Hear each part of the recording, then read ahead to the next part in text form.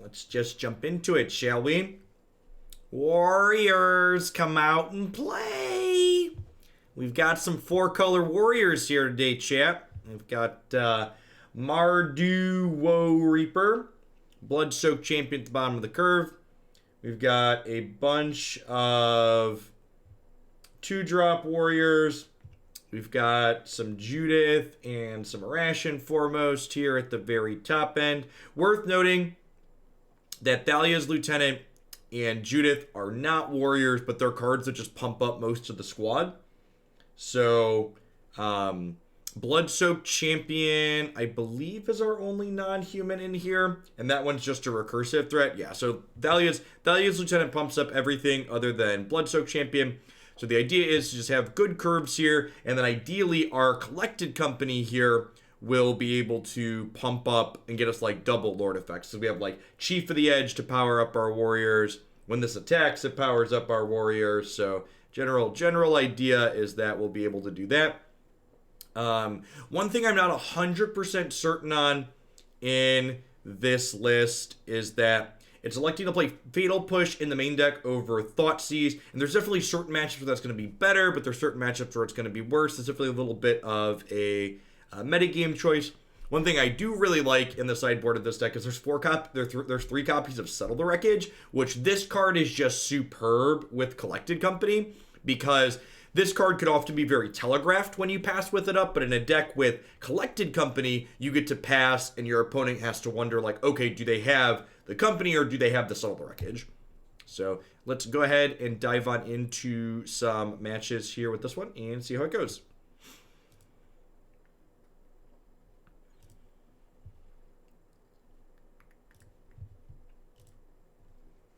Yeah, the Electro League yesterday was a lot of fun. There's been a number of good Modern decks recently. Kiki card was good. That deck was good. We played something else recently that was pretty reasonable in Modern as well.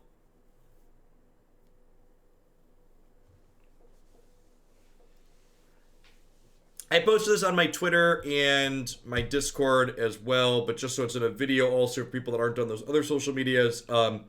Starting this week, I am going to be cutting back my volume of Magic Online content because my deck queue for Magic Online is almost empty. If it runs completely out, I still plan to do 3 decks a week at a minimum. There'll be decks that I pick out and put in there, but if the queue isn't staying full for 5 decks a week, I am going to cut it back to 3, just because it's more expensive to play Magic Online in terms of what the leagues cost in actual dollars, and the content's not quite as popular. I don't want to get rid of it altogether, because variety is good, and like we said about the league yesterday, for example, there are some fun ones out there that we've been enjoying, but I'm going to focus a little bit more on Magic Arena. Historic's been great there.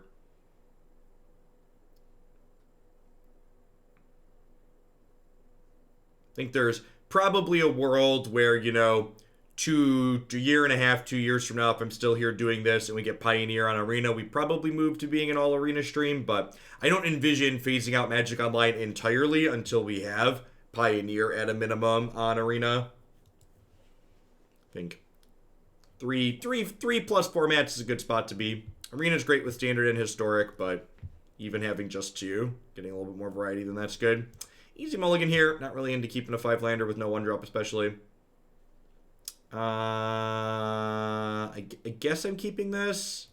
And we'll bottom the Vantage.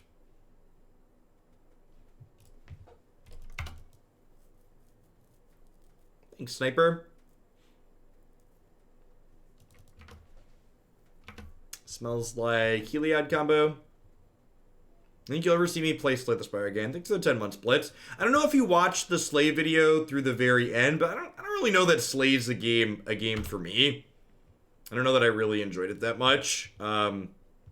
It felt a lot like I was playing Limited, and I really don't enjoy playing Limited for the most part. Like, the thing that I find interesting about card games specifically is getting to iterate on and tune and tweak decks, and Slay the Spire doesn't really scratch that itch from what is this card game doing perspective, if that makes sense. It's definitely more of about, seems like it's about memorizing picks and drafting appropriately. So like if there's like a constructed option where like you get to iterate on your decks.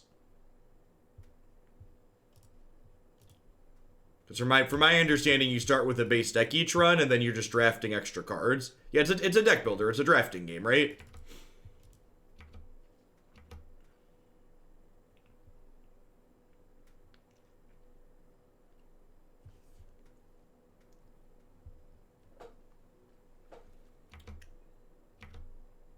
Okay, if we can find the land here, this Foremost will let us attack for 9.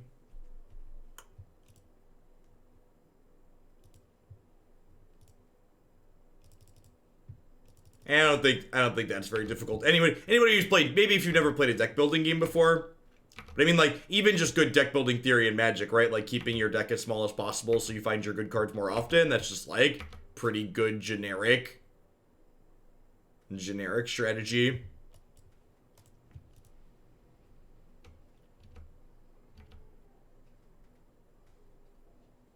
Alright, I'm gonna Fatal Push this Raven Inspector, and then hopefully we draw a land and attack for almost lethal. Oh wait, this is a human? Did I say this wasn't a human earlier? I think I definitely said this wasn't a human when we prepped. This is actually a human. Wow, okay. Well, that's great.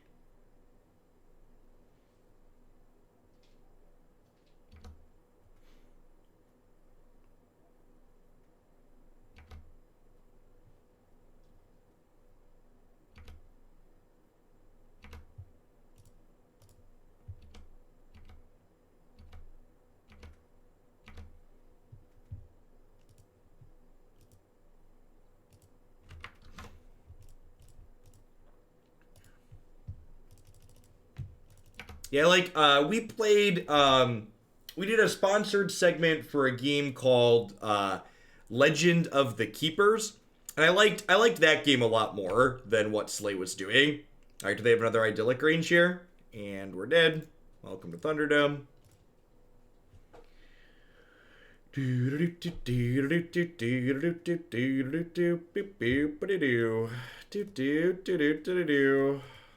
Is this a Knight of Autumn matchup? I feel like it might be. Feel like it probably is. They have a lot of enchantment removal. This also kills Walking Ballista.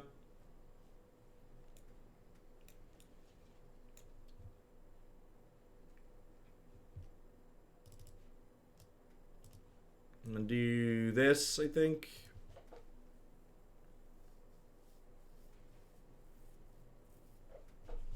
And the Legends game had a similar progression mechanic, but it was more similar to a tower defense type game than a deck building style game like what's it called was?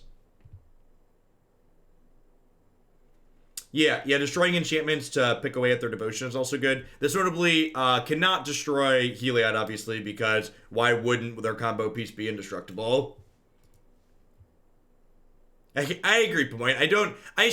Honestly, it makes me question Modern too, right? Like, why is Felidar Guardian banned, and why is Splinter Twin still banned in Modern, for the love of God? Why isn't Splinter Twin legal, chat? Why? Captain Magar, thank you for the very generous tier 2 resub. I appreciate that. Oh, we kicked the deck tech off with that one. Don't worry. Thanks for keeping me around. I appreciate it.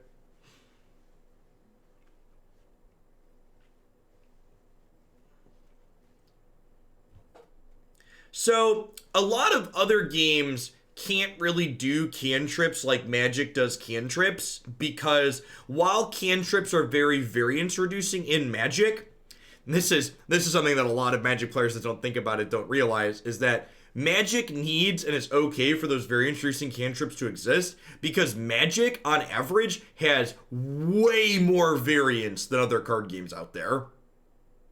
Like, the variance in Magic compared to any game that doesn't have resources in the deck is like night and day.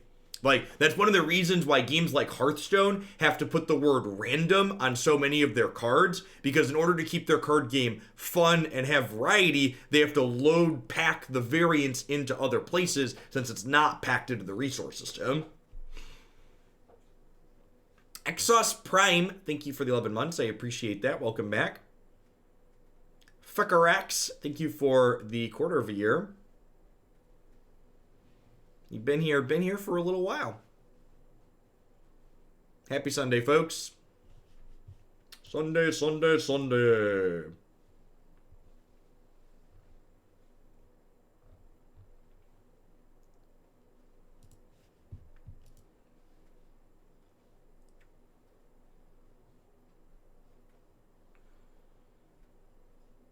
Yes, yeah, agrees, John. Especially more powerful cantrips like Ponder.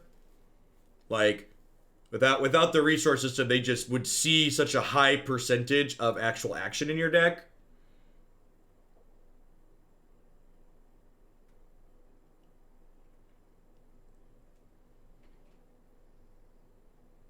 My opponent appears to have disconnected or walked away from their computer or something, so we'll see.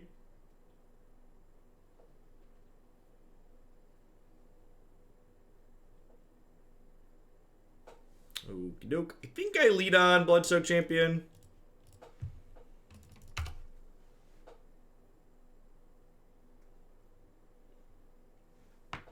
Yeah, a lot of other games don't really do best of 3, and honestly, not to rag on Magic too much, but like a big part of why those other games do best of 3, or why those other games don't do best of 3, is because Magic does best of 3 to reduce that incredible amount of variance that it has.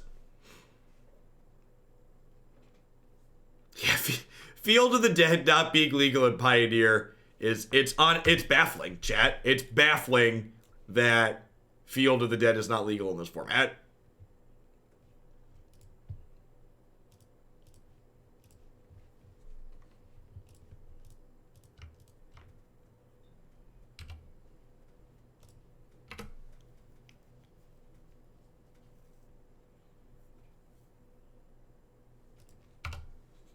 Oh, that's a 2-2 with first strike. Well, shoot. That's a 3-3 with first strike.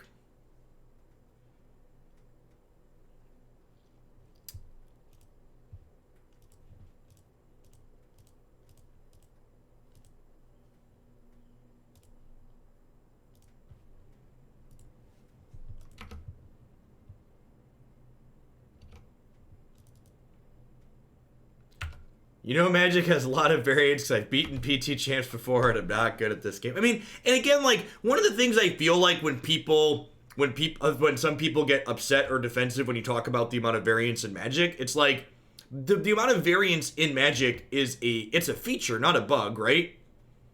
Like, part of the thing that makes Magic an enjoyable game is the amount of variance that it has.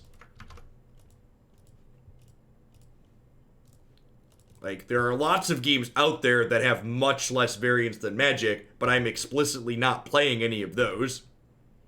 And honestly, the thing that adds a lot of variance to Magic is the very thing that makes Magic one of the most interesting games out there. One of the only games I've played, in fact, probably the only game I've played that retains a lot of Magic's deck building depth while removing the resource system is Mythgard. Most games like Hearthstone, when they strip that resource variance out of the game, they also remove a lot of the thing that, in my opinion, makes the card game really great.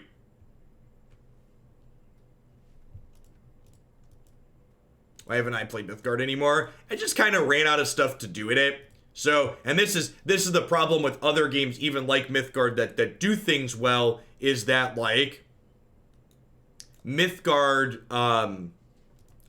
a newer game, right? Like, they only have one set of cards, and, like, it takes a long time for a new game to build up to the deck building depth that Magic has, even when it does it right, like Mythgard's done it right, in my opinion. So, like, Mythgard, you know, it's going to take them a little while to get to, even though they retain it from a theory standpoint, what Magic has. Like, Mythgard needs, you know, probably 3 or 4 more set releases to have the same number of cards as Magic's standard format, even, right? And that's even before you get into... So that's why it's such a tough market, right? Because, like, the games have to survive for long enough to build up that set depth. And even if they survive that long, in a lot of cases, they don't have the tools to get there, right? So I think Mythgard, if they can survive and exist for a year or two and build up their card pool, they have a lot of potential, especially with the good technology they've done.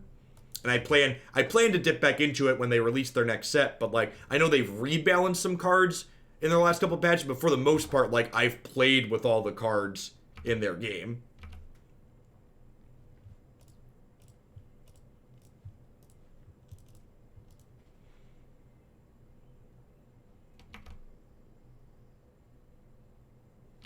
Okay. We've been snared, chat.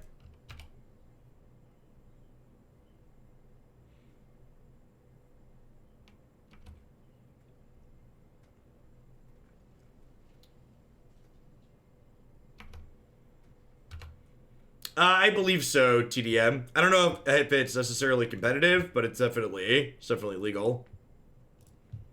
A lot of, and this is actually, a lot of the design stuff that Mythgard's done is really good. A lot of their rebalancing tends to come from, or a lot of their rebalancing stuff tends to, a lot of their rebalancing tends to be making bad cards better, in addition to, like, nerfing some cards, which I think is a good way to do it. All right, so hopefully this Coco will be lethal. I'm in love with the Coco, chat.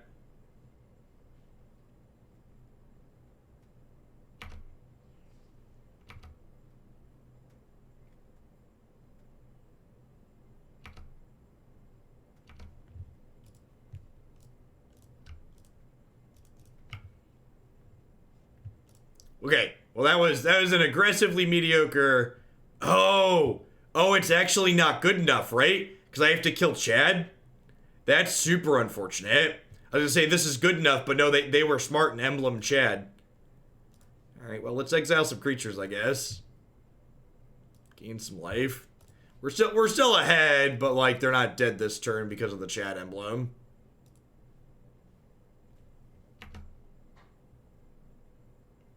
Will I do the channel fireball things? I don't think so.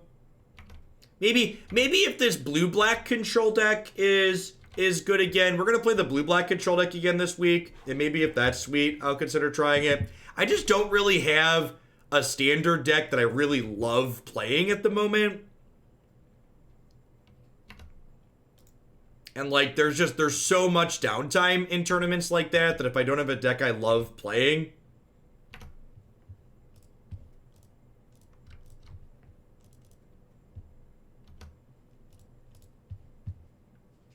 Like, I basically skipped playing in the last MCQ because, like, I just didn't have a deck I liked, even though I qualified for it. JP Miles, thanks for the 10 months. I appreciate that. Welcome back.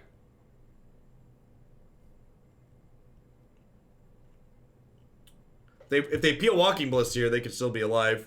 They're actually probably ahead with the Nykthos. A little bit fortunate there on our part. Night of Autumn was good. Yeah, I think I'm happy with how I sideboarded it. Let's just run it back.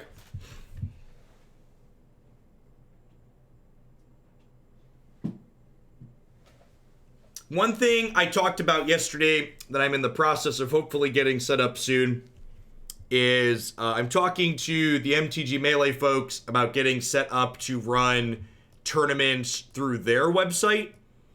And I think once we get that together, we're going to run a Hoaglandia Historic Tournament on Magic Arena.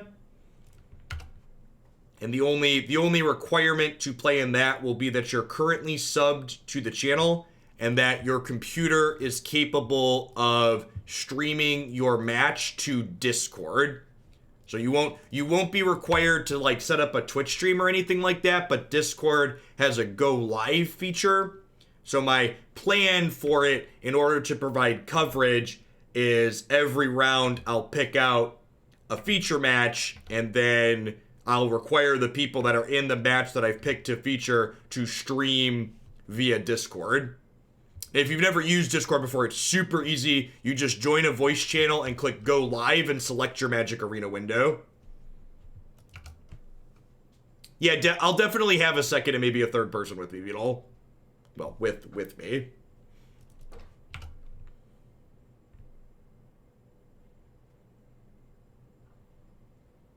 Well, it'll 100% be historic. Well, shoot.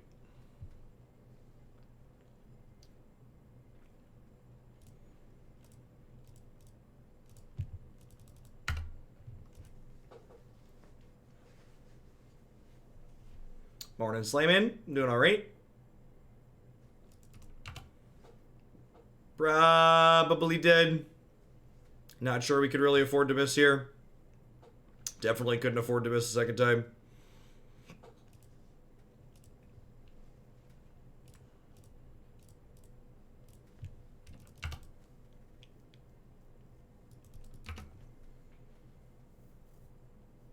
Yes, they could just turn 4 us here. Ballista for 1, Grange. Alright, well. If they don't have another White Devotion here, we could have a chance. If they have anything that puts White Devotion to play, we're in trouble, though. Oh-ho, we're halfway there. Oh-ho, living on a prayer. Take my hand, we'll make it, I swear. Do-do, do-do-do-do-do-do-do-do-do. Alright, if they miss a beat again next turn, we have a real shot.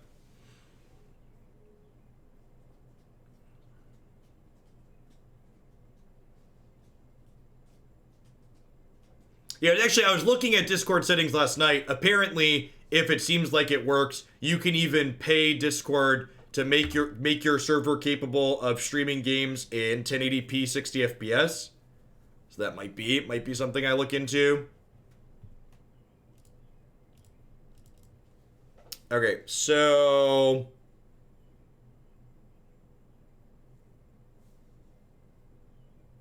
I think I'm just going to end step Company, untap Judith Smash, hopefully. So Nitro is for individual users. I have Discord Nitro because I'm a Discord partner. Boosting a server is separate from that.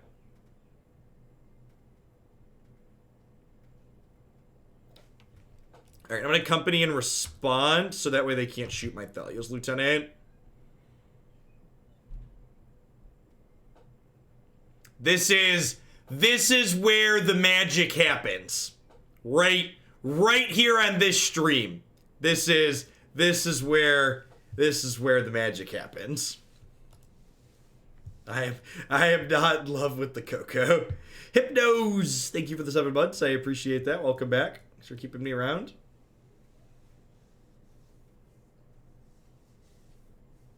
Yeah, we have, so Discord Nitro gives you what they call boost points that you can apply to a server, but you only get 2 for having Nitro. So like, if there's like if there's like 7 or 8 other people who have Discord Nitro in Hoaglandia, they could boost the server to give it more features apparently, or I could just pay them money. It is apparently $45 a month though, to boost to that level. So I'd have to see if tournaments are something we want to run and if that extra feature is worthwhile, because that's not a small amount of money.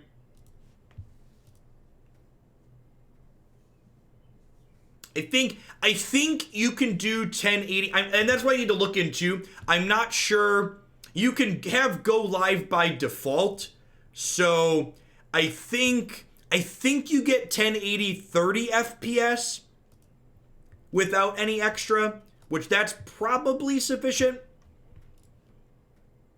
But if these end up being something successful that I want to do at some consistency, I'll look into the extra details. Because if it's something that's good and improves the quality, I can just buy it and write it off as a business expense. Yeah, I'll probably try it and see how it runs. It might not be successful to begin with. We'll see if the average person playing has a computer that can stream via Discord. It should be less intensive than fully streaming via OBS, but it's still going to be a little bit of extra overhead. Hey, congrats, Sturka. Yeah, a number of people have said they've hit it with Yarok. That's great. I think we get 1080. I think we get 1080 30 FPS regardless. I started playing with the Discord streaming a little bit, but not a ton just yet.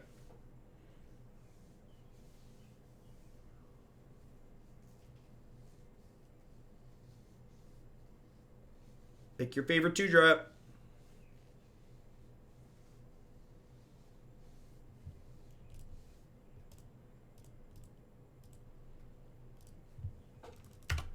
Living on the edge, chat. Living on the edge.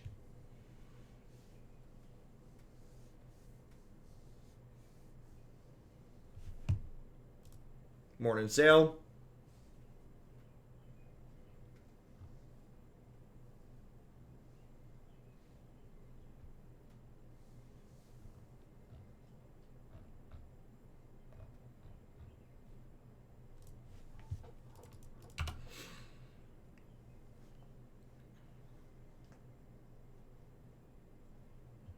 Nice, Sal. Yeah, honestly, I think the black-red Croxa deck is better in Historic than it is in Standard.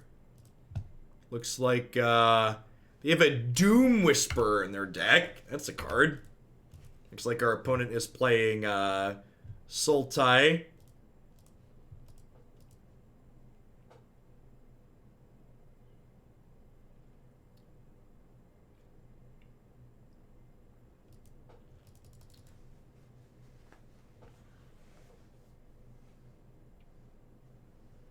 They have a list for the Historic Croxa deck. Have I put that one on the website? If you look on my YouTube channel, it's definitely up there. I might not have that one up on the website actually yet.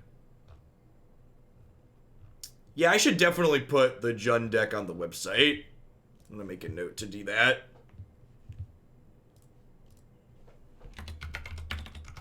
Black-red Croxa on website for Historic. So, won't be up today, obviously. If you go back on my YouTube videos, there's deck lists in the video descriptions.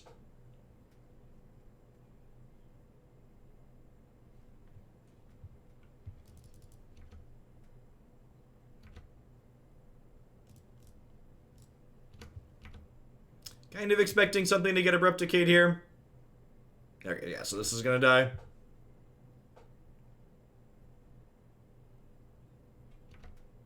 Fatal Push, sure, same difference. And they're chumping Judith here because killing that would have killed the Satyr Wayfinder anyways, so they might as well get the extra point of life out of it. They thankfully have a basic Swamp in play here. So because they have basic Swamp, they can't escape Uro next turn at least.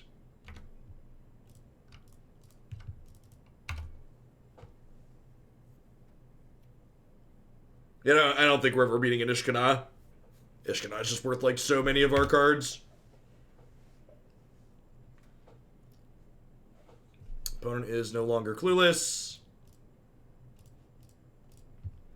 The black-red Croxa deck is the first Stitcher Supplier deck I've played on Magic Arena that didn't just feel awful.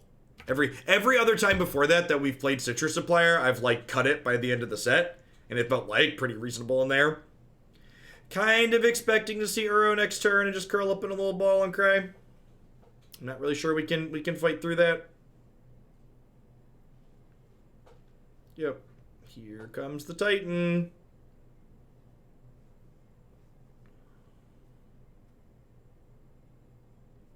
So like this puts them back to 12. It draws them a card. I can like attack them for 7. I guess Arashin Foremost can threaten to trade with it, and like their graveyard is mostly empty at this point, so maybe Foremost can pull us kicking and screaming across the finish line. Collected Company into Double Lord could maybe get us there.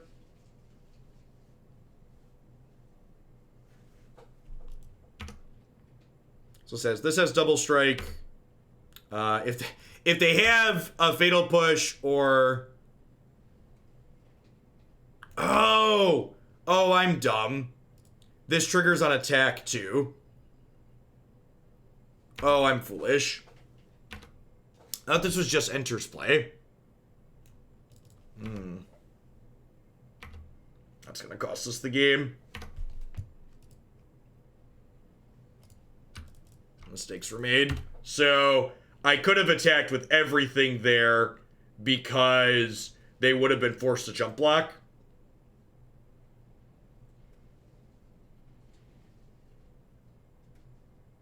Yeah, we'd have been in position to win the game there.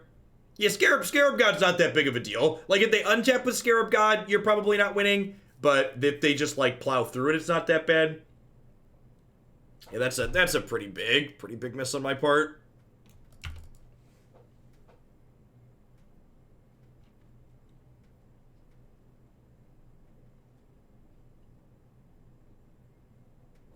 Yeah, we're just at this point. This game was winnable. If I attack with everything there. Rest in Peace sounds good. Yeah, Uro just stabilizes so hard. Fatal Push doesn't sound good. I'm just bored in a Thoughtseize. I don't know. Like, rating that game off as Uro is just like, that was a reading comprehension game. Feel like if you're keeping track of points the deck gets versus points I get, the deck definitely gets a point there. Like if I attack with everything there, they take like 11 that turn because I'm hitting them for 8 double strike. So like even though they would have gained another 6 the following turn, they still would have been dead.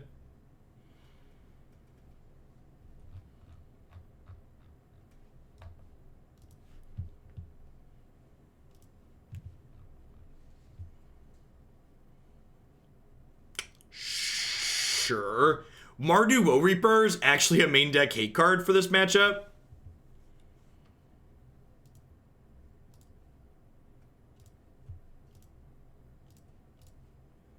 It exiles creatures from graveyards when warriors enter play under your control.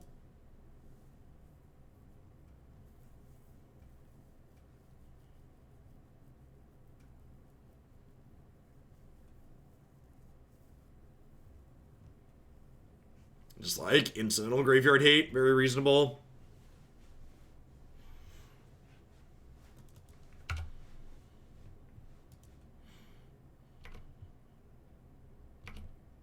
Alternatively, instead of making Kroxa better, I think the Titans would be better overall if Uro simply said you put a land into play or you gain life. I think that's probably the balance that should have happened. Uro shouldn't always do both. You should have to pick.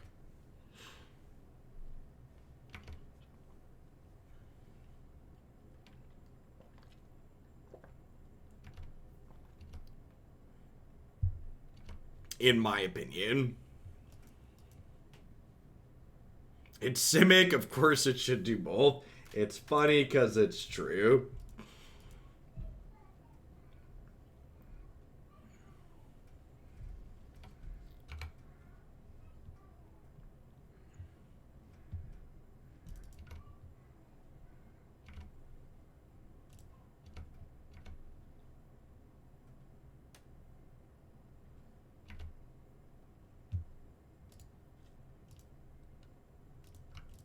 Hey, Zeke, thanks for the 21 months. Welcome back. Thanks for being here on the weekend yourself. You know, new schedules can be tough to adjust to. A lot of adjustments going on in the world right now, though.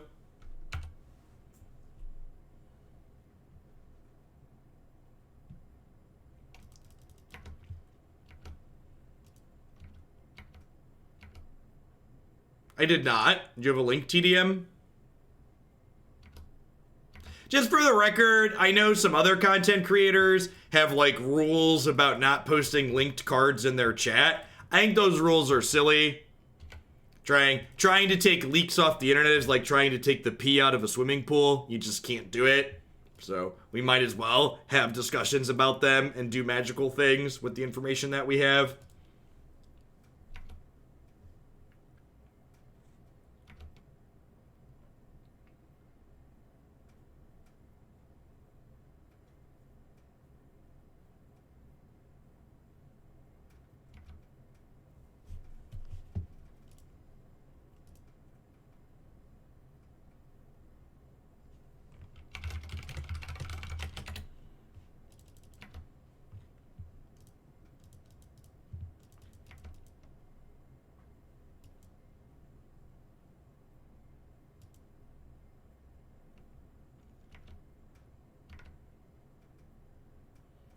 So this is a 4-3 with the clues in play. What are lands? Baby, don't hurt me. Don't hurt me. No more.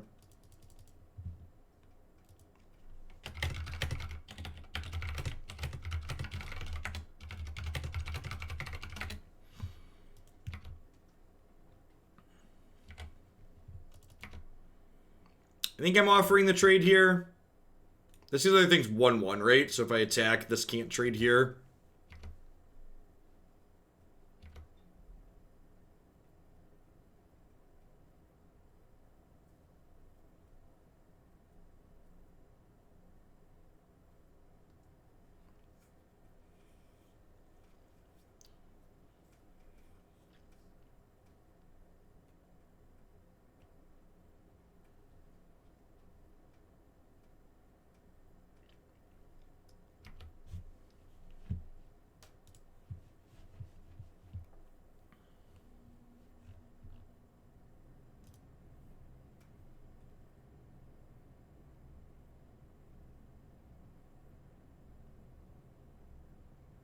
Cycling's coming back? Oh, that's exciting. Did we know that? I feel like I didn't know that personally. Did we know that generically? That cycling was coming back?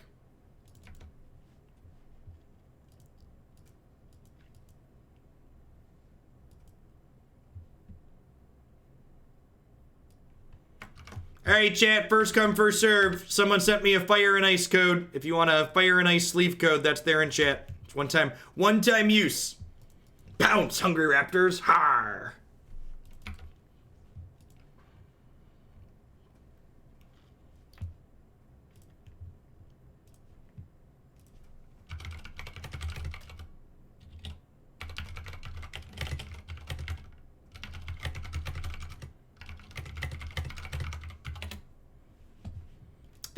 Thanks for the 14 months. I appreciate that. Welcome back. Thanks for keeping me around.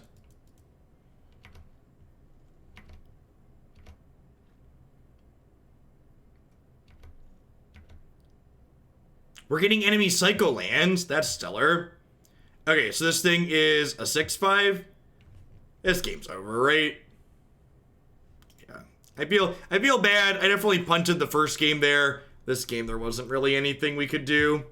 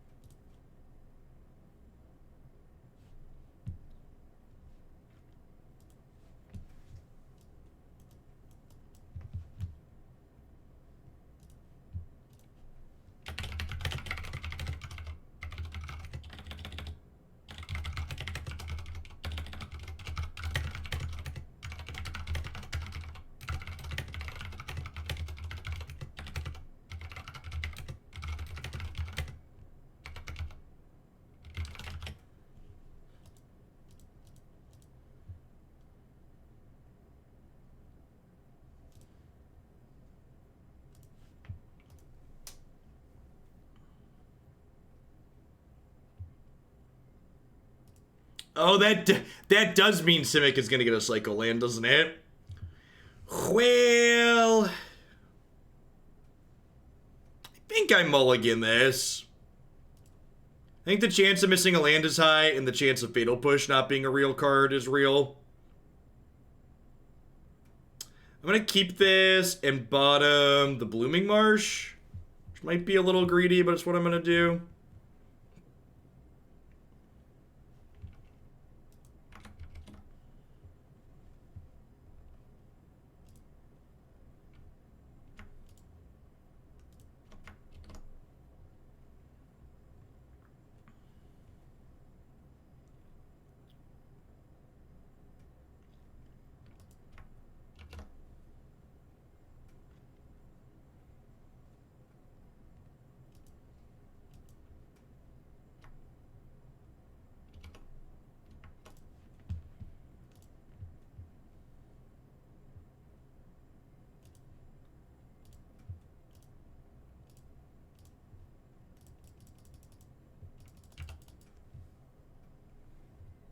Even if Slay the Spire wasn't 100% your cup of tea, it motivated me to pick the game up again after the stream.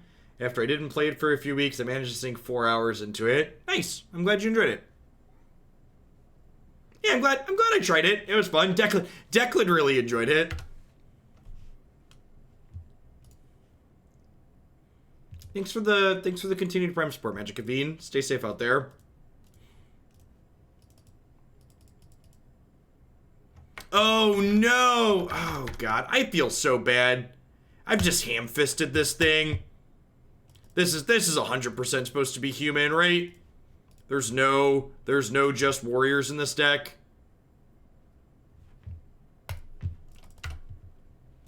Just on autopilot.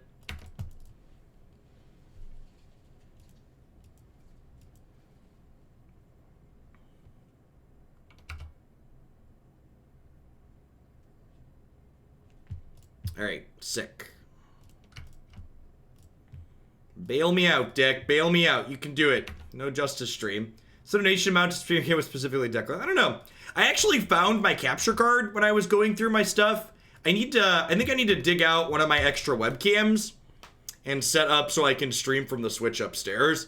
We've been playing this Captain Toad puzzle game together that I think would be very amusing stream content.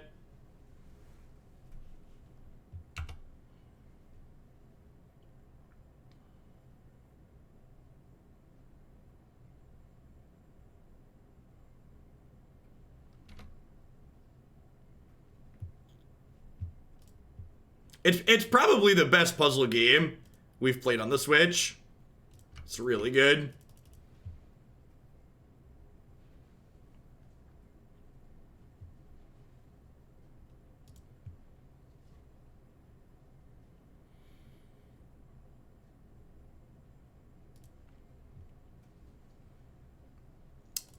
Well, double strike this guy. And smack for 6. They can trade if they want, otherwise they take 6.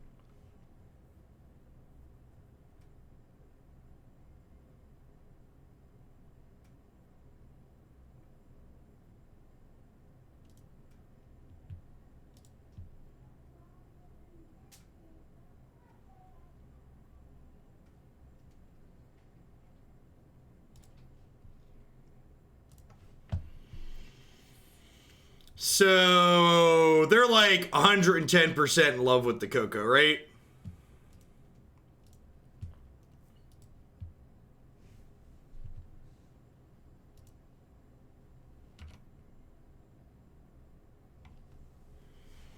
Do I just need to hang tight? I feel like I can't attack in, right? Like, there's no way they shock while at 6 without it. Like, I could attack with Foremost and Bloodsoaked Champion and, like, potentially force some chumps, but, like, the Foremost attack goes sideways. The Foremost attack goes sideways if they have another Lord.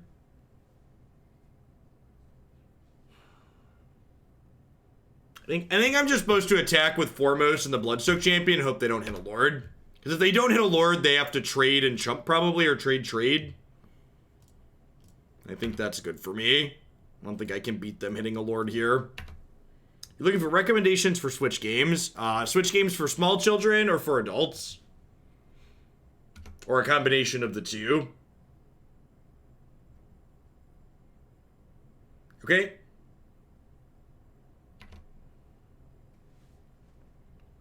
Oh, that's unfortunate. Right, Spell Queller's 4/5. That's also not great for us, so like they get to eat my 2/2.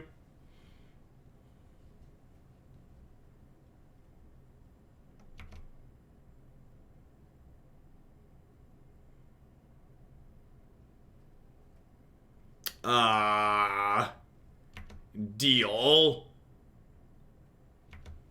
Did they not realize this had double strike? They must not have. Yeah, we get Bloodsoaked Champion back,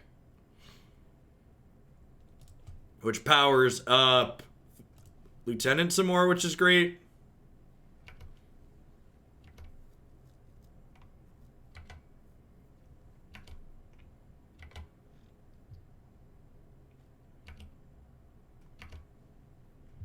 I don't have a ton of Switch games for just me. Christy and I bought and have played through some of during undergrad, so it's a remake of an older game. We played a lot of Castle Crashers with my group of friends, and they ported that to the Switch at some point, so we definitely bought that. Life is good. Thanks for the third of a year. I appreciate that. Welcome back. It's like a side-scrolling like hack and slash game that's up to 4-player multiplayer.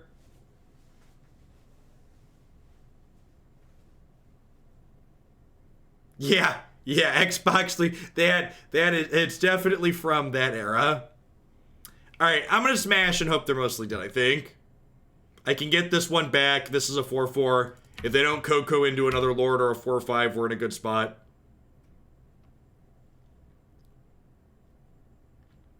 They have the Diddle Spirit. Diddle Spirit is hard to race.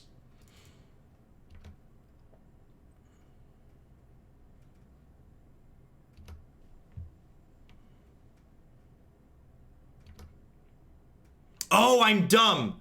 Oh, I should totes attack with this, right? Because it just powers this up after they block it. Yeah, this is a free roll, right?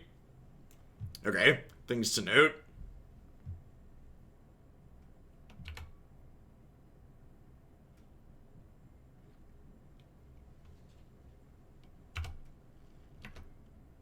All right, so the fact that they're attacking with that strongly implies they have another spirit to flash in here.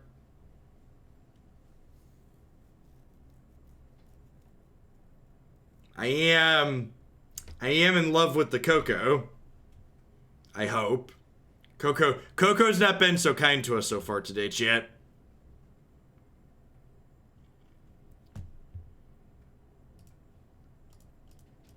All right, spin to win.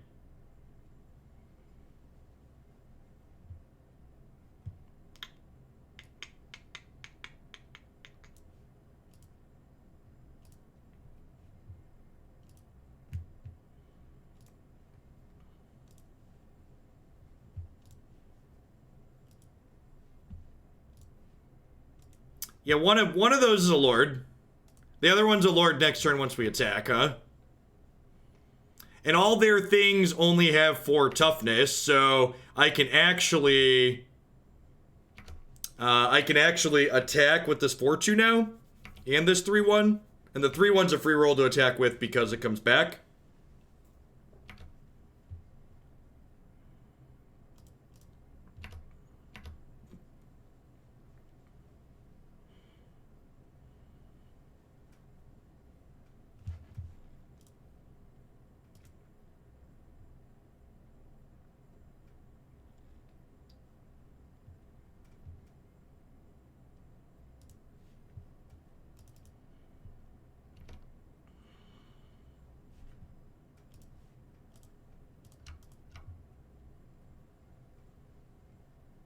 I think we're actually bridging the gap and getting ahead here.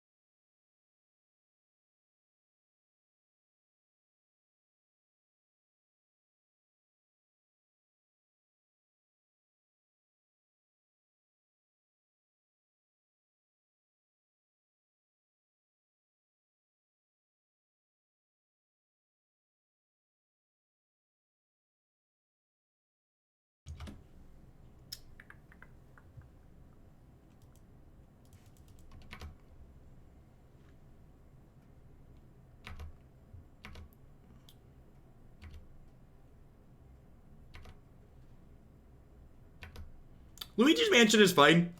I played through that one. That's one that's actually okay with kids too. They can't necessarily solve most of the puzzles themselves, but they get to run around and smack things. Declan's a big fan of running around and smacking things.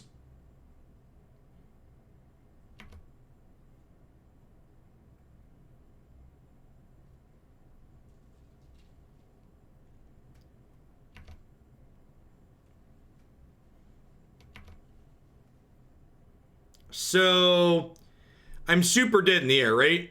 So I just need to attack and, like, hope for the best.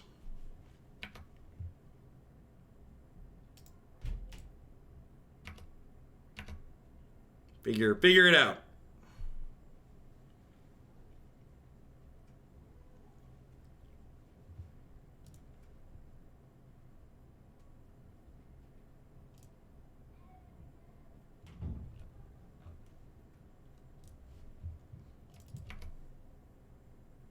Do they like Mario? So, actually, a good game that is actually pretty good too, that translates well to kids, is Yoshi's Crafted World does a really good job. Yoshi's Crafted World is good because on the standard mode, it can be challenging even for adults. And there's also a kid-friendly mode where you get infinite lives to just, like, die and your Yoshi can fly around, so it makes some of the levels easier for them to play through.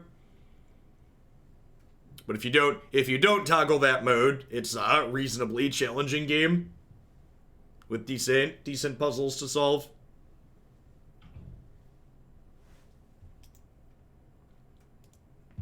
I think they're forced to block with a Lord here.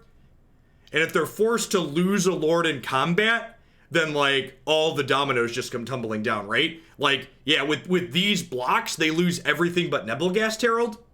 And, like, we lose our board too, but we keep Bloodsoaked Champion and Thalia's Lieutenant.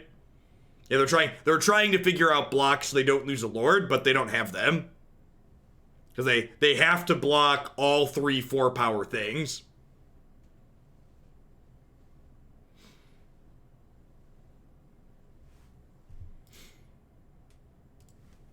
Yeah, I think when we peeled that Collected Company, it's gonna end up saving us here.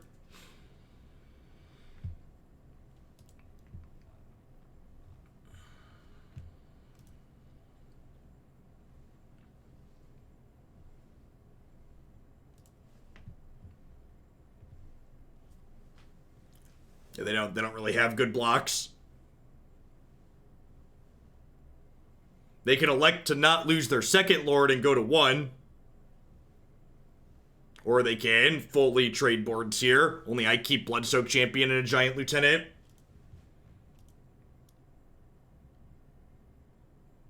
So, the more Christy explains Animal Crossing to me, the more I come to the conclusion that it really is just like this capitalism simulator with a furry skin over the top of it.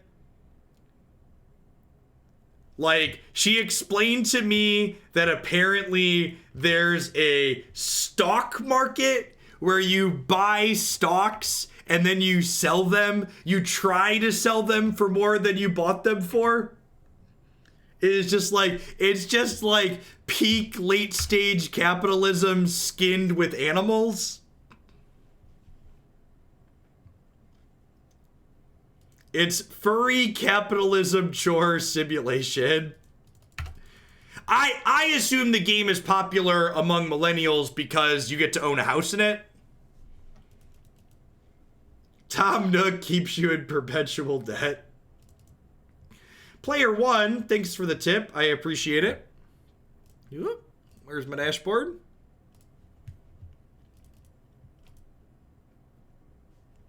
Here's 10 bucks. Thanks for making content while we're all stuck. Enjoy your stream, and you constantly remind me how bad at Magic I am. I remind myself of how bad I am at Magic too.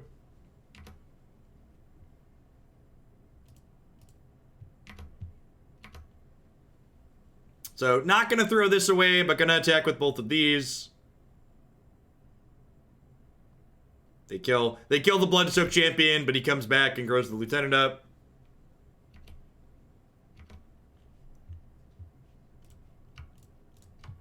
The little Bloodsoaked Champion that could here, chat. Pump up, the bump up, the wump up, the jam. Do-do-do-do-do-do-do-do-do. I'd also really like to point out that, like, this game's incredibly close, and our opponent's drawn 5 lands, and we've drawn 8 lands now. So, like, we've drawn almost 50% more lands than them, and, like, we're still ahead here. They draw Collected Company. Hopefully this is just a concession attack, and they're not about to get Collected Companied. Good lord. Please find all the lands you failed to draw so far.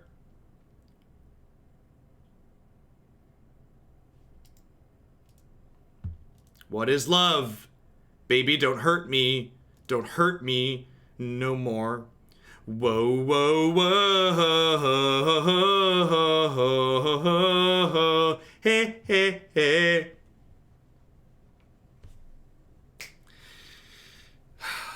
Is this a Tocatli Honor Guard matchup? I don't think so. I think my Double Strike Dork and my Thalia's Lieutenant are more important here. That's Pioneer, ahead, dead. I think Settle is just not good enough against the Spellqueller deck. I think I'm just running back the main deck.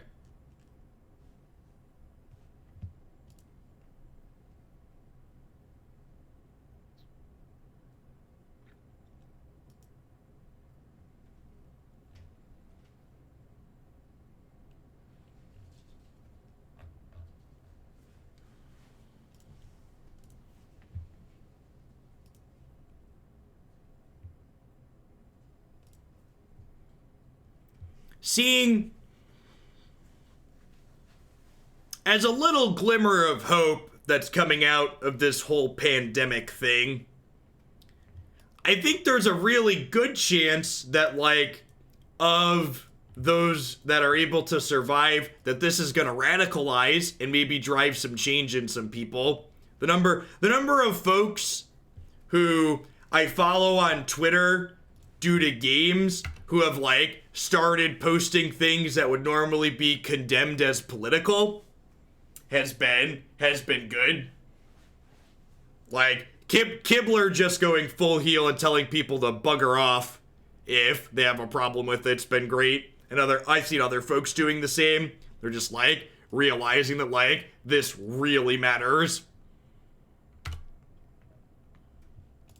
Hopefully this wakes up a bunch of people who have otherwise been comfortably middle class and haven't really cared. Because the reality is, having that narcissistic psychopath in the White House hasn't negatively impacted a lot of people, which has made them largely apathetic. But this whole thing has been a really good example that nobody is immune under the right circumstances.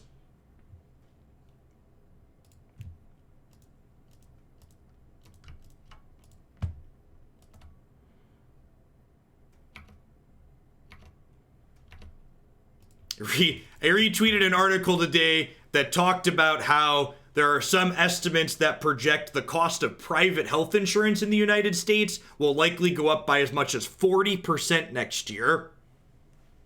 because those companies want to try and maintain their existing profit margins while their costs went up due to the pandemic.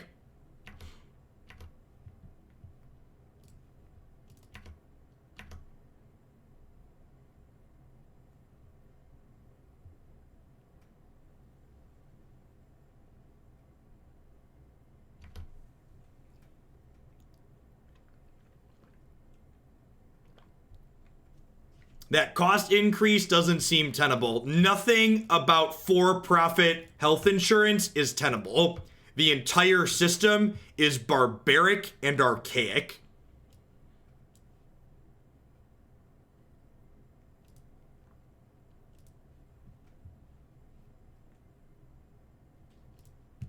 So we hit this, which lets us double strike this one, which is nice.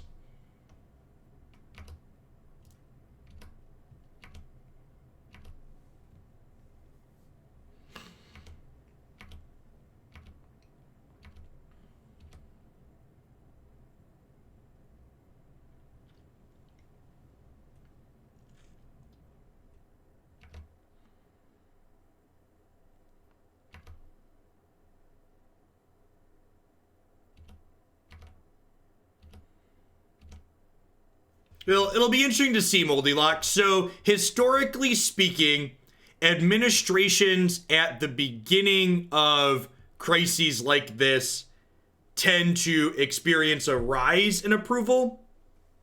I think I'm just going to enter combat here to start, because it looks like they have a collected company, and I'd rather not play a spell into a spell queller off of it.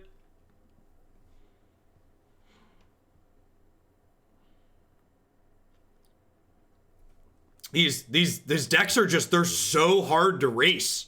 You can't block their creatures, and we can't attack into them. All these other tribal decks just feel like worse spirits when we try them out, it feels like.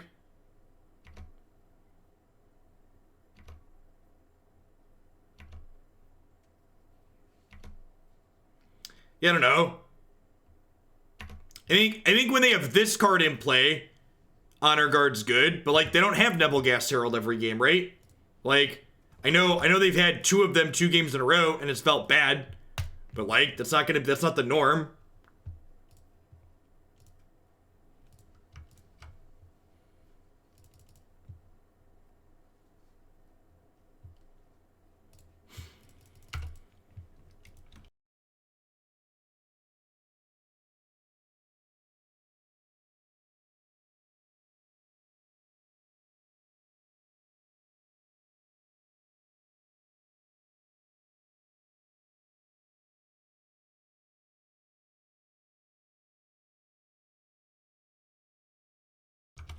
Am I dead yet? If they have a Lord here, I'm taking 9, 10. It's exactly 14 with the Lord.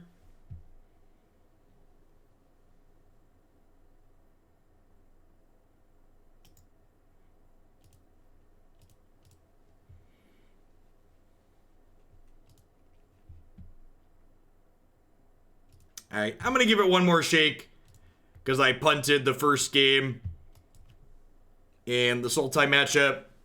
But it's been a rough one.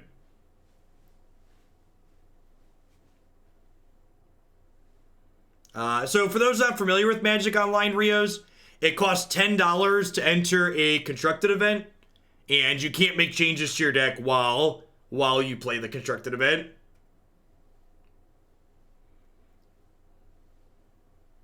Morning, Lurgoyf. I did not sleep much last night personally. We had high wind warnings all through the night and got woken up constantly by it. And then got woken up at points by children.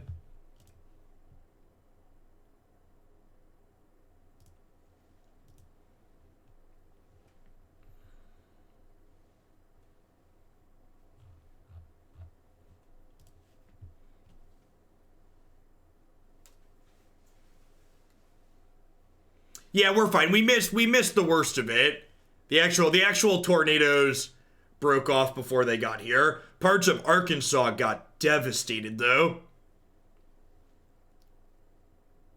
I'm not particularly religious personally, But if I was, I would probably stop and think twice about the plague and the tornadoes and the earthquakes that the US is currently experiencing.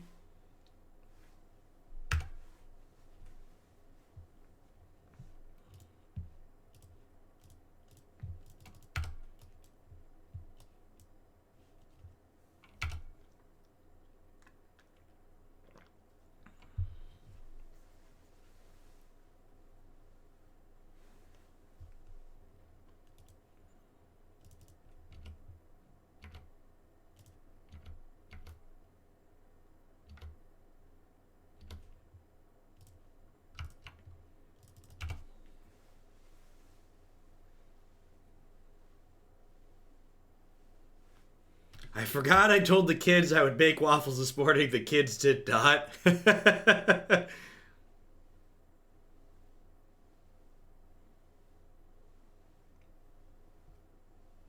Yeah, something like that, German Space Ace.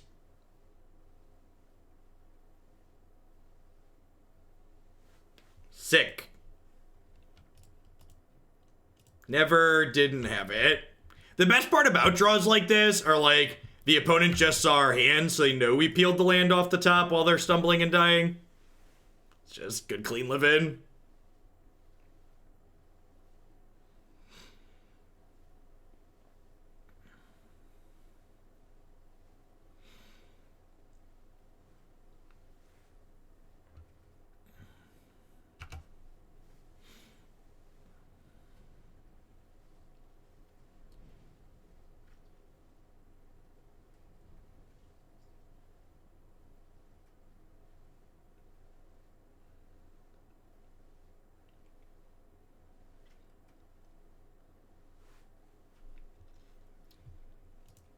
Opponent fumbled for just a little bit too long there.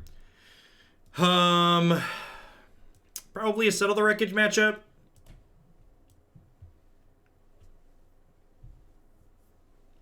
Whoa, Woe-Reaper's actually pretty sweet here. I think I'm going to trim a couple of Fatal Pushes because a lot of their things just come back and settles like a Sweeper. And then probably trim like a Hamlet Captain here, I think. Keep my creature count up for Collect a Company while boarding this in.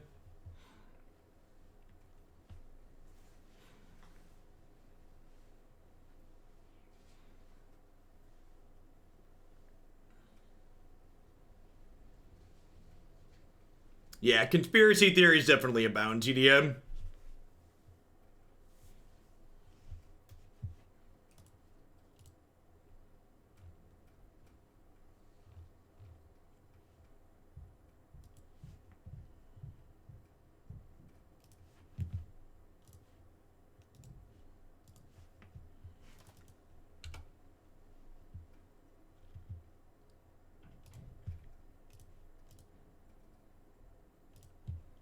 Ninja Killer, thank you for the 7 months. I appreciate that. Welcome back. So another 7 months of quarantine. Could be.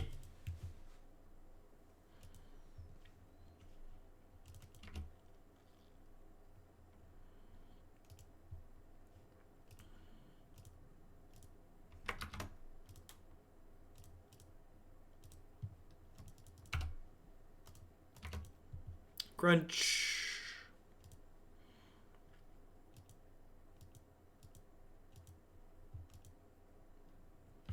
Because it's not great, Marty. It's just profitable.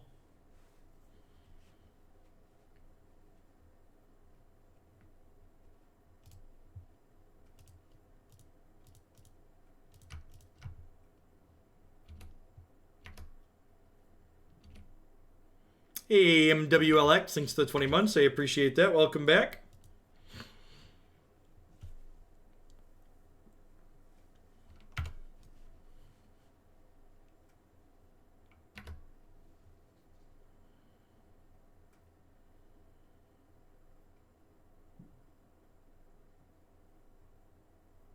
Okay, so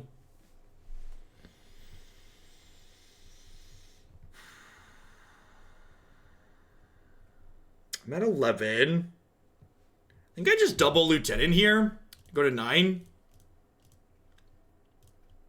Because like then I ship for 16. And I have 2 blockers back.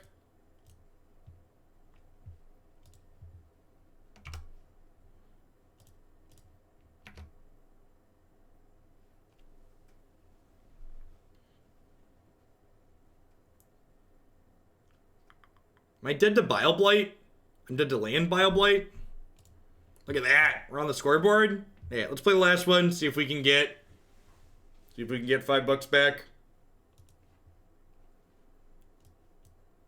When our curves are good, they're great. I kind of feel like, are there no other 1-mana warriors? There's probably not another Jackal Pup.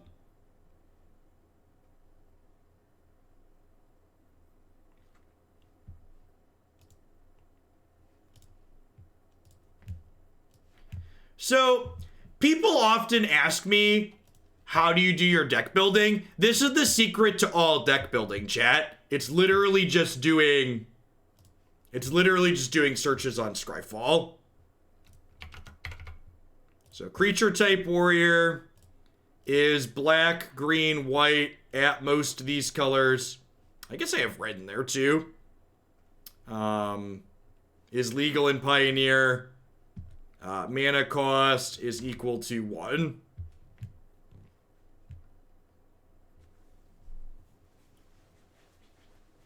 Dragon Hunter.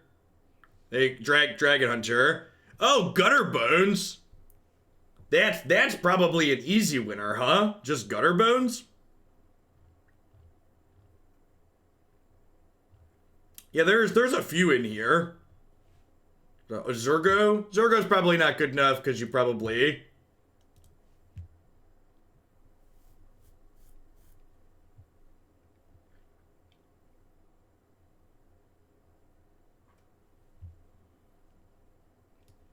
Yeah, I feel like my hands where I have 1-drops are just so much better than my hands that don't. And like Gutter Bones doesn't get powered up by Thalia's Lieutenant.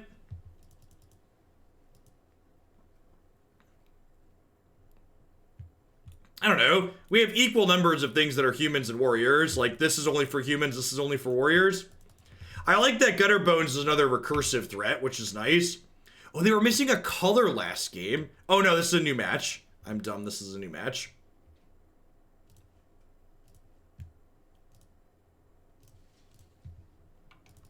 Hey, Cold Shoulder, thanks for the 20 months. I appreciate that. Welcome back. Yeah, I don't know that we have enough 3-power creatures for Pelt Collector. Could maybe be okay. I feel like that's my one big piece of takeaway. I want more like triple 1-drop starts, or more like 1-drop into 2-drop into 2-drop 1-drop starts.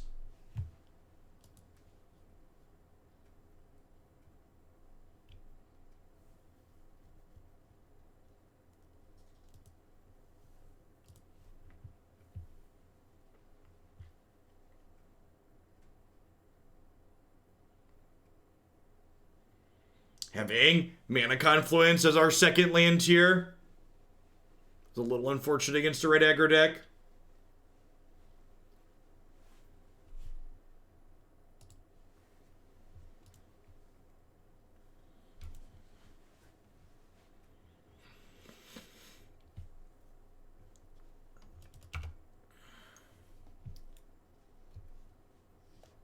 Not that we're looking for 2-mana spells, but that's a warrior. Warriors, come out and play. Easy trades.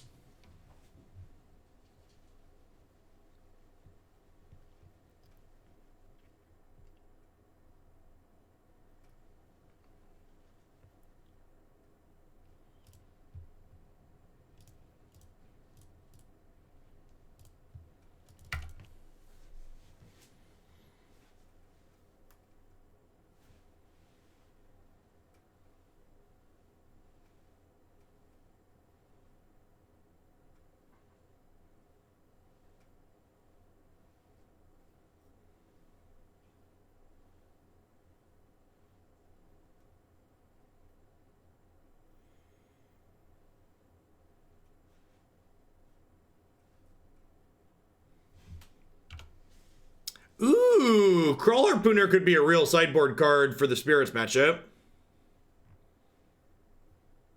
Feel like Spirits is probably pretty close to popular enough to warrant having board cards for.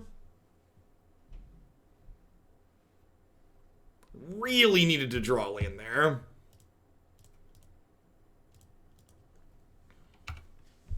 Harpooner post board could be fine. It's a removal spell you can company into.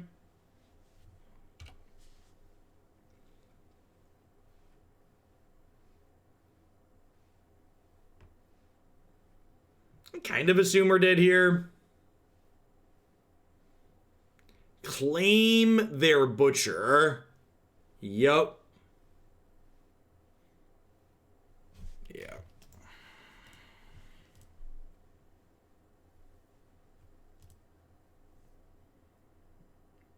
Hey, thanks for the 13 months, Hacksaw. I appreciate that. Welcome back.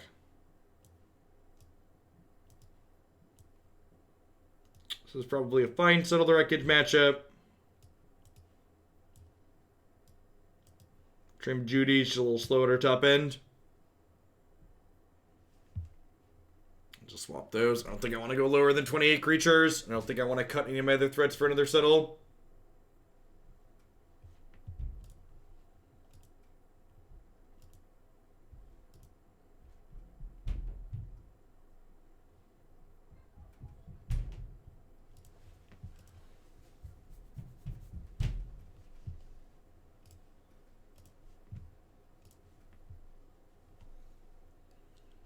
Okay, lands that don't hurt me. You love to see it.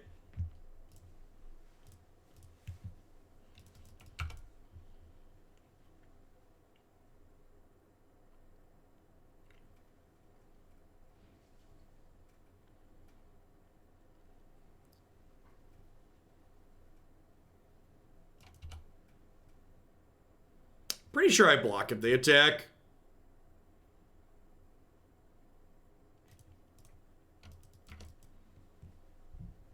Scourge gonna deal a lot of damage to us over the course of a few turns. And like with Collected Company, to eventually accrue card advantage. I think trading 1-for-1 early here is fine.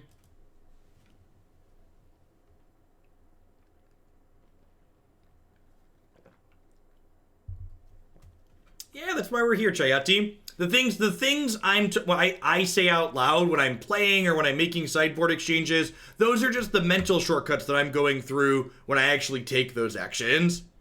I just elect to articulate them out loud.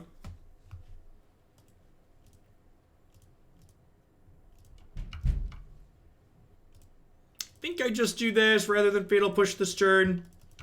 Killing the Soulscar Mage is appealing, but it's a lot less resource efficient.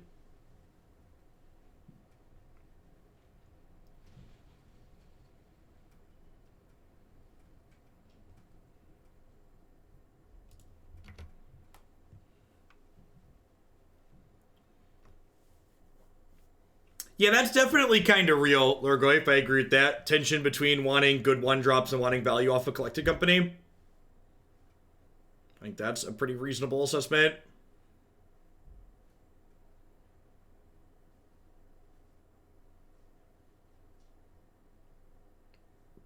Another thing that might be worth considering with regards to the deck is Collected Company tends to be better when it can power up your existing creatures in play already. So like more Judith could be a reasonable thing to want to do as well, just because Judith is a card that like gives us power right away, which is a big deal.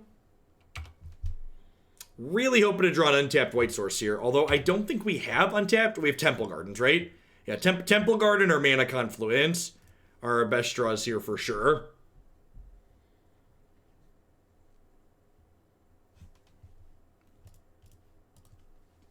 Better than a brick.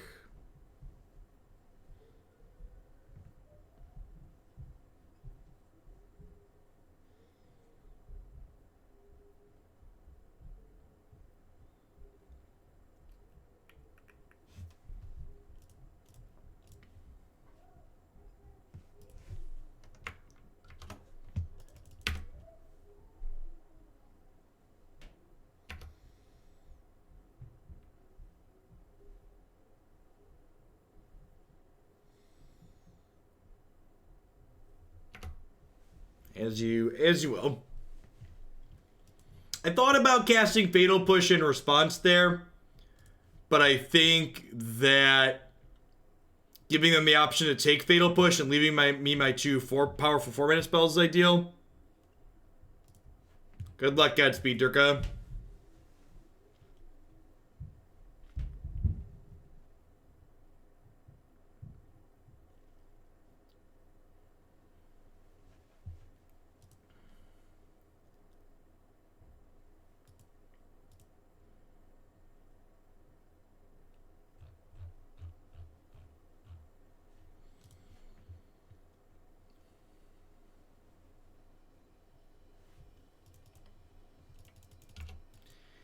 I think I'm just Fatal Pushing Dreadhorde Butcher here, because since they know about Settle the Wreckage, it's far less likely to get value, and I'd rather just preserve my health total a little bit and use my mana this turn.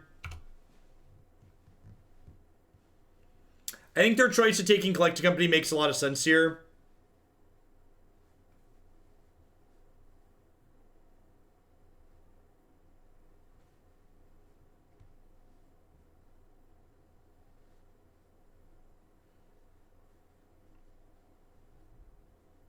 So we're going down to 9. What'd they do with their scry?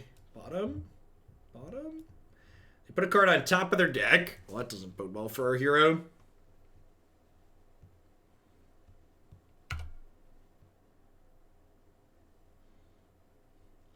Hey, thanks for the 13 months, Moonlight.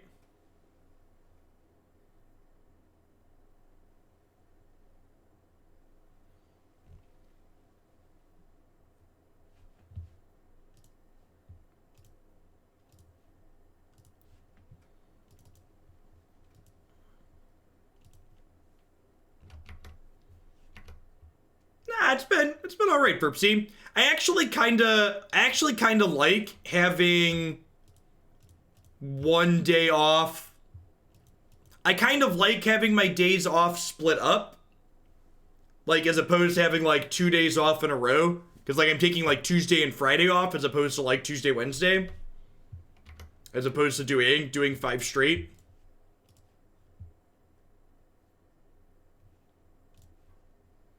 We did point out Dreadhorde Butcher is a warrior. However, like, looking at this deck and thinking about issues that it feels like it has, I don't, like, more 2-drops doesn't feel like it's ideal.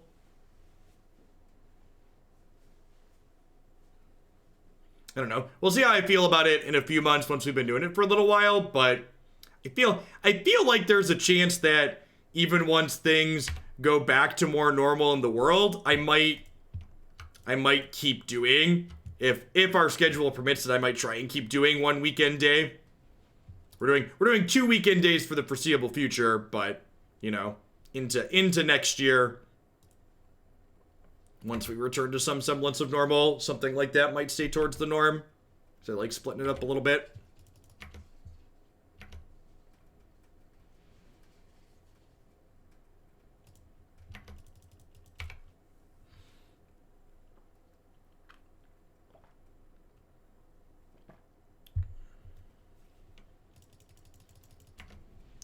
Traditionally speaking, weekends tend to have lower viewership just because you're competing with events on average. Like, for example, when I originally decided to shift to some weekends, there weren't any events going on, and now Channel Fireball's doing their online thing, and that definitely cut into the viewer count yesterday versus last weekend. We still broke 1,000 people, and like, at the end of the day, the viewer count is kind of whatever, but in general, weekends tend to be a bit lower on average in my experience.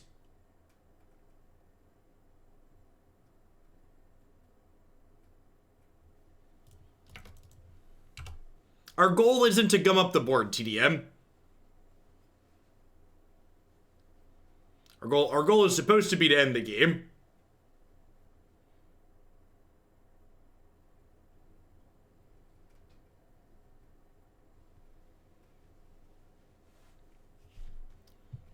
Lifebane Zombie's a warrior. Look at that. I don't know. I feel like like I said, when we'll do a wrap-up section, my big takeaway is I want 12 1-drops. And probably more Judith. Like, triple 1-drop start into Judith seems great. It's a good draw.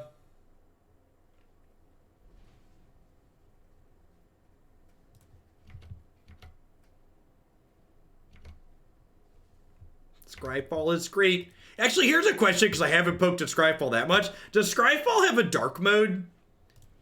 I feel like it's made by people that care, so there's probably a dark mode I haven't toggled yet. I should look in the settings. Is there a dark mode in these settings in the top right?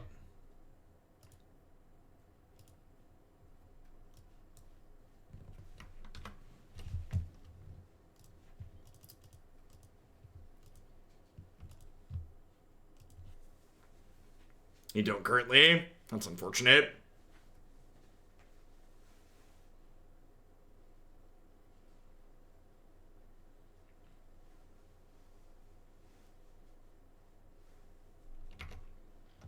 The old Titan strength looking for gas. You got it. And they don't know about the second Settle the Wreckage, so if they play a threat and get aggressive here, we get to get them, which is nice.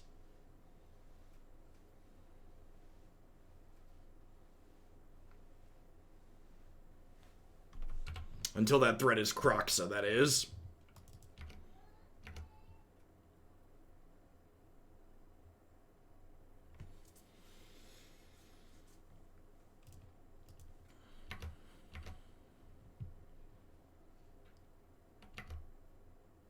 How hard is something like dark mode to implement? I have no idea. Hey, you rock, Chuck. Thanks for help making searching magic cards accessible and easy. Not that I care, but it's just fun to muse over. Does anybody know, does the Gatherer support Historic yet? Or does that format still not exist on that platform? I'd assume the answer is no, but I don't know for sure. I haven't felt compelled to check. It does not. God bless.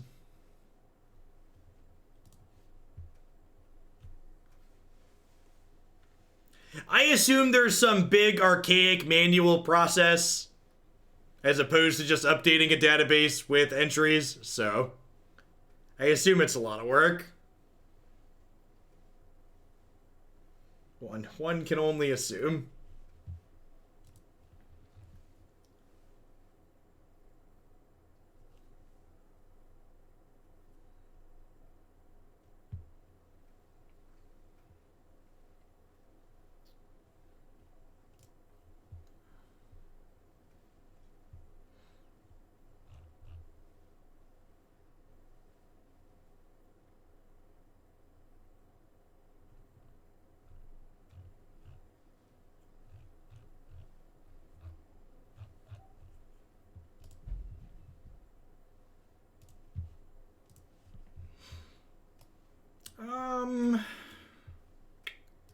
Mana Confluence on one is painful, but the spells are good, so I think I keep this.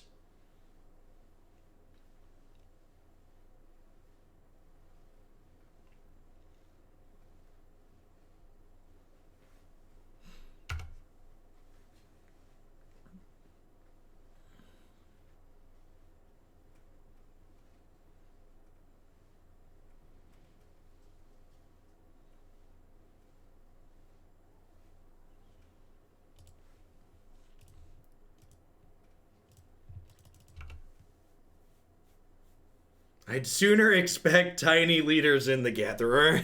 It's funny because it's true.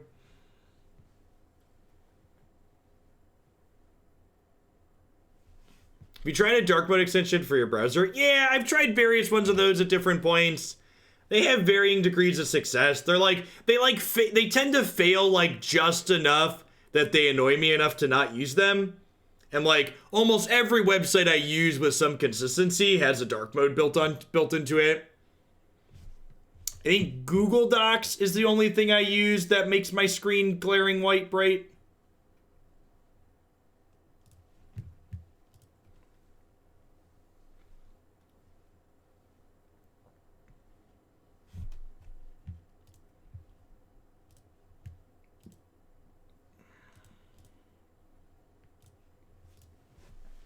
Alright, looks like we're just gonna be dead here.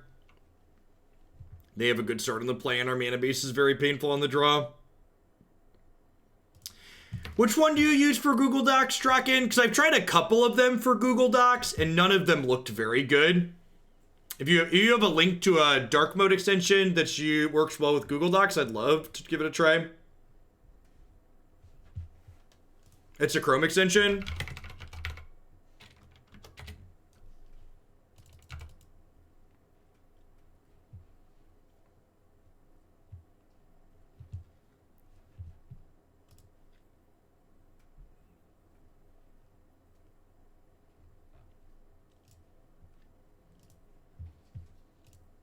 I'm gonna block here because we're dead to Titan Strength regardless, so.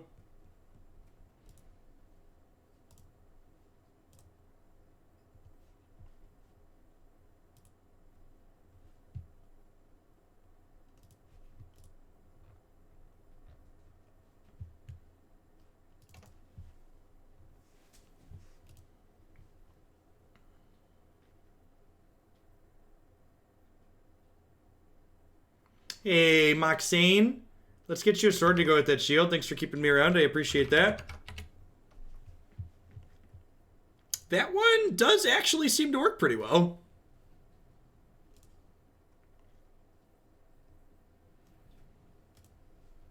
Neat. Oh, look, we died.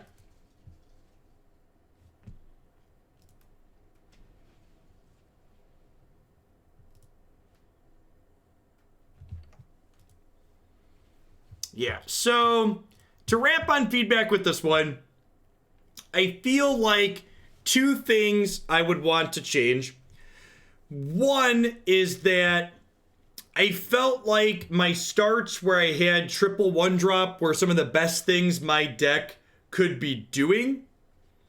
And I kind of feel like I would want to maximize that.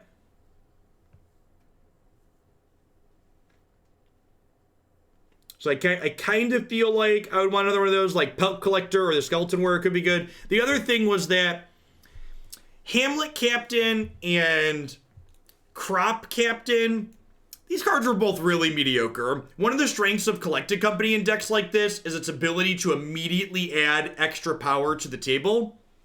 And Chief of the Edge, Thalia's Lieutenant, Judith, even Foremost to a degree, allows our current creatures in play to attack for more right away, even if the things we're finding don't have haste. So I feel like I would want to cut some or all of these and, like, get some more Judiths in here.